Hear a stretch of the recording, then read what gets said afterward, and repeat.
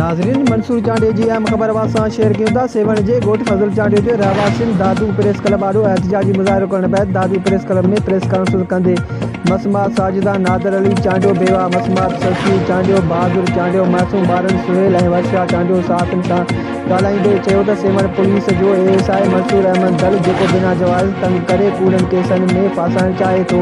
हिननि चयो त सेवण पुलिस असां मंशियात जा कूड़ा केस दाख़िल करे रहिया आहिनि। हिकु केस दाख़िल कयो वियो आहे, हाणे ॿियो केस दाख़िल करण जो साज़िश कयो पियो वञे। 16 सालनि खां सेवण शरीफ़ में तरसियल आहियूं, 2 सालनि खां दरपदर आहियूं। हाणे असांजी ज़िंदगी खे सेवण पुलिस ASI मंसूर अहमद दल मां ख़तरो आहे। काफ़ी भेरा राति जे वक़्तु सेवण पुलिस घर में दाख़िल थी असांजे चौधेवारी जो तकदुस इस्तेमाल करे घर दाख़िल थी असांखे हिरासत करे पियो। हिननि IG Sindh, DIG Hyderabad, SSP Jamshoro ऐं ॿियनि वसवारनि खां मुतालबो कयो त फौरी तौर ते असांखे तंग कंदड़ सेवण पुलिस ASI मंसूर दल खे हटाए तहफ़्फ़ुज़ ॾेई असां मथां दाख़िल कयल कूड़ा केस ख़तमु करे इंसाफ़ कयो वञे। ॿी सूरत में SSP जामशोरो जे ऑफिस ॾाढो पाण खे बचनि समेत बाहि ॾींदुसि, जंहिंजो ज़िम्मेवार सेवण पुलिस ASI मंसूर अहमद दल हूंदो।